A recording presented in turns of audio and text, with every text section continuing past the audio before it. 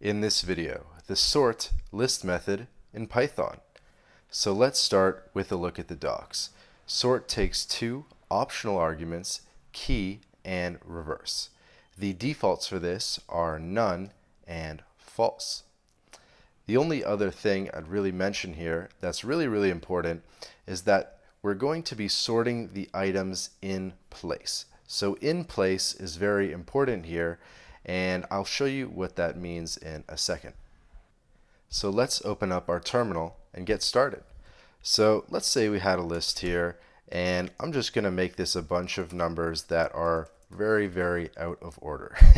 So this is this is our list, and I'll show you how to pass no arguments to sort, or what happens when you pass no arguments to sort. So when we run this, what do you think is going to happen? I think we can expect that the first number is going to be 1, and then 4, 5, etc. So we'll run this, we'll check on A, and we do in fact get 1, 4, 5, 21, 500, etc.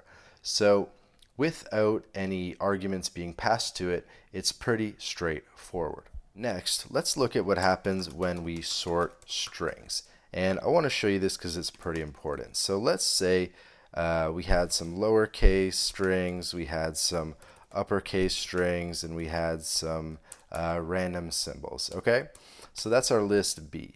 So what do you think is going to happen when we run b.sort? How are these values, do you think, going to be sorted? What is going to come first? Is it the @ symbols? Is it going to be exactly like how it is now? How do you think it's going to work out? Well, we'll run it, and we'll look at it, and we'll see that the @ symbols came first, the uppercase came second, and the lowercase came third. So why do you think that is? Well, I'll give you the answer. So let's look at an ASCII table. So what you're going to notice is that the lowercase letters are actually further along in this table. So the lowercase letter A starts at 97, and then the uppercase actually comes before lowercase, right? So you can see 66, 67, etc. So uppercase comes before lowercase in the ASCII table. And before that is numbers, and before that is a bunch of symbols, like let's say the exclamation, the pound symbol, etc. So let's just say the pound symbol, right? So let's just say we did we did b dot append, and then we'll append that pound symbol, right? So now this is B, and right now that is on the end. And if we sorted this and looked at it again, we can see that pound is at the beginning now. So it's been sorted in terms of the ASCII, and since pound comes before all of these other values, pound is now the first item in our list. So when we sort, what's important to note is it's basically going to sort strings by ASCII. So that's what's really important when you want to do the sort list method without passing any arguments. Now let's get into the optional arguments for the sort list method. So the first one is going to be the key argument. And if we go back to our docs, we see that we have this key argument of which the default value is none. And what do you think we would want to pass there? Well, I can tell you right off the bat that some common ones are going to be len, abs, string.upper, string.lower. Also lambda. Lambda is very popular to pass to it. Also functions. So custom functions are pretty common to pass to it. So these are all values that we could pass to the key. So let's get into it. Let's look at that real quick. So the first key we're going to look at is the absolute key. And so let's create a list with both positive and negative numbers. So we'll do 100, negative 100, negative 2, 5, maybe 0. Okay, so that's our list C, which has both positive and negative numbers. And you might know that if we just did a simple C.sort, it's going to sort them basically with the negative numbers first, going to 0, and then the positive numbers second. So let's just reinitiate that list, and let's see what would happen if we use the ABS key. So here we're going to do key equals ABS. You can see that when we look at this, the values are completely different in terms of the order, and it's basically considering it as if the values were not negative, as if they were all positive, as if they were all the same. So here we have, of course, 0, 2, 5, 100. So it's basically considering it as if they were all positive. So that's the ABS key. I hope that makes sense. And you can see how the key has affected the position or the index of the items in the list. The next one we're going to look at is len. So let's create a list with strings of all different lengths. So we can do, say, length of 1, length of 2, length of 3, and actually we want to put this out of order so that it gets sorted. Okay, so here are values, and of course normally if we did d.sort, basically it's going to do it in alphabetical order. But let's reinitiate that value. If we did d.sort and then we passed key equals len to it, when we look at d now, we're going to get that in terms of length. So the shortest is first, the second shortest is next, and the longest is the last item in our list. So you can see how these two lists are different, how they were sorted differently, because first we were looking at just in terms of alphabetical, and now that we've passed the key being len to it, it's sorting it in terms of length. Skipping ahead here, if we pass that second argument to it, which is reverse equals true, when we look at d again, of course it's been reversed with the longest first and the shortest last. Next, let's look at string.upper and string.lower. They're both going to do the exact same thing, but let's create a list and we'll do some uppercase and we'll do some lowercase and we'll do another uppercase. Okay, so normally if we did e.sort, our list would be in alphabetical order, right? And more importantly, it would be in that ASCII order. And we know from earlier in the video that uppercase comes before lowercase. So just a quick look at the ASCII table. Uppercase, again, comes before lowercase. So that's why the uppercase stuff comes first. So we'll reinitiate this. And what's going to happen if we do e.sort and we do key equals string.lower? So when we look at e this time, you can see that we're basically considering things as if they were all the same case. So we're making it basically case independent. And so since it's case independent, we have a different order. And since it's case independent, the longest value comes last. Next, let me show you an example with string.upper. So let's create a random list here. So we'll do some lowercase z, we'll do lowercase a, we'll do uppercase z, and uppercase a. So if you've been following along, what would happen with just a normal e.sort? Well, if you've been paying attention, you know that the uppercase is going to come first, and then barring that, it's going to be alphabetical, right? So the uppercase comes first, and then it's alphabetical. So I'll just reinitiate that list here, and if we did e.sort key.string key equals string.upper, when we look at e, again, it's basically making it as if all of the strings were uppercase. And in a situation where all the strings are uppercase, case is irrelevant, and all that matters is the alphabetical order. So of course the A's come first and the Z's come second. So just bringing the first list into focus here, you can see that it has been sorted differently.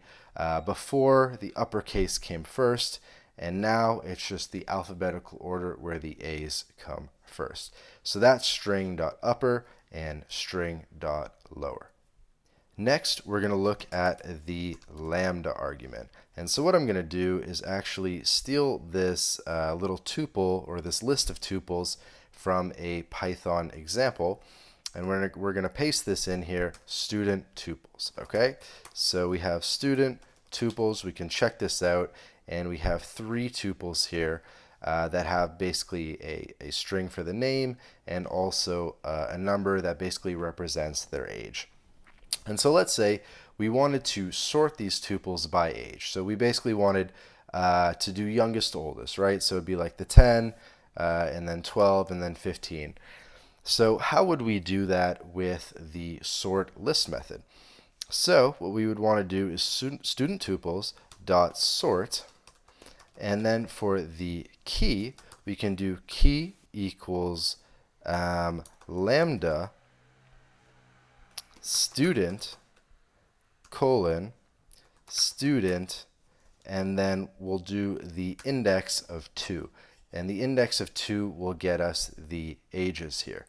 So when we run this, and when we look at our tuples again, we have sorted it such that the youngest comes first, and then the oldest comes last. So I'll bring this all into focus here so you can see how we went from John being the first value in the list to Dave being the first value in the list.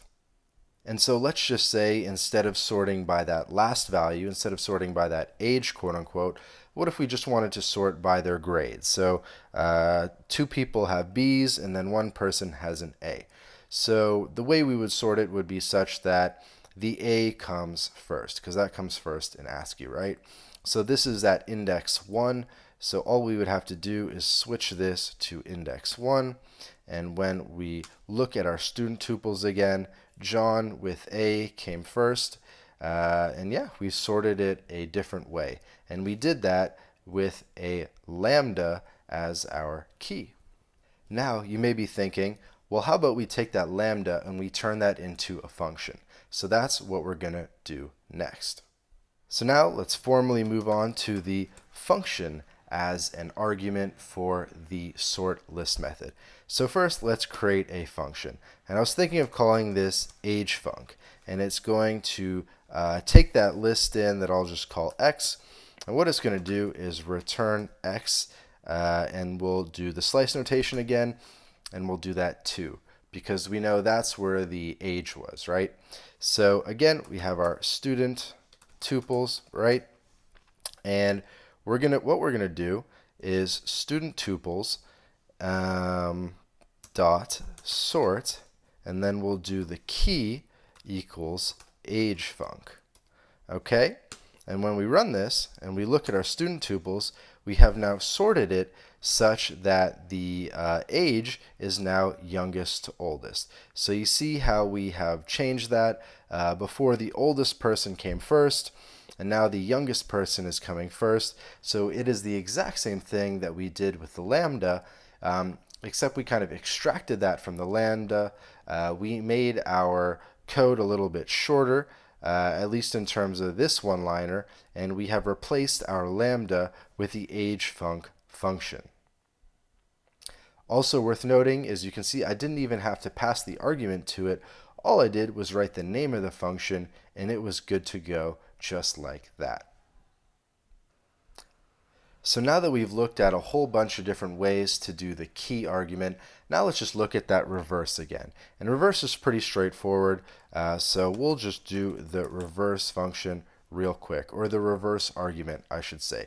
So we'll create a random list, and again, we'll just do some numbers that are, whatever, just completely out of order. So that's our list, and we could do a.sort, and what would normally happen is it would sort that from lowest to highest.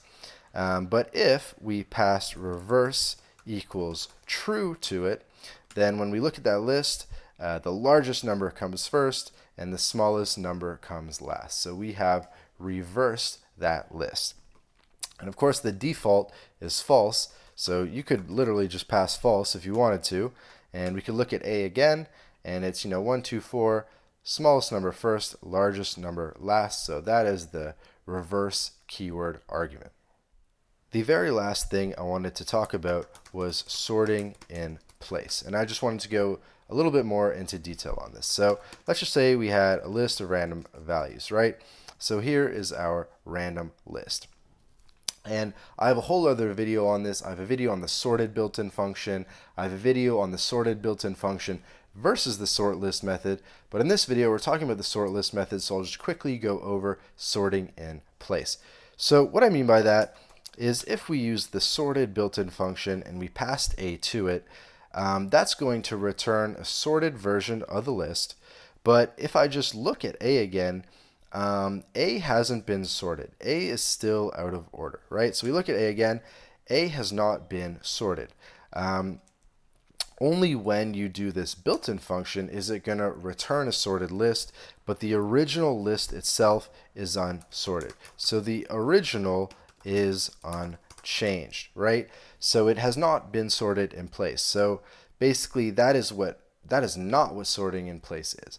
But if we did a dot sort and I ran this even just once, when we look at sort, every single time we look at sort, that is going to be a sorted list because it has been sorted in place. So now, again, it has been sorted in place. The original has been modified.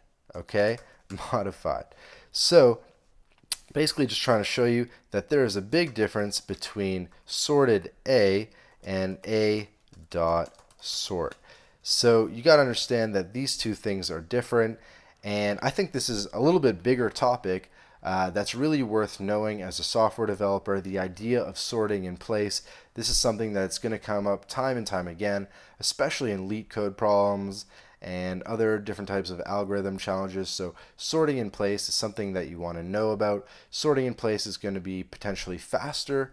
And yeah, that's basically the difference between the sort list method and the sorted built-in function, is that the sort list method is going to sort in place, whereas the sorted built-in function will not. So very important nuance, very important to know. And with that, we have reached the end of the video, so I want to thank you for watching, and I'll see you in the next one. Bye.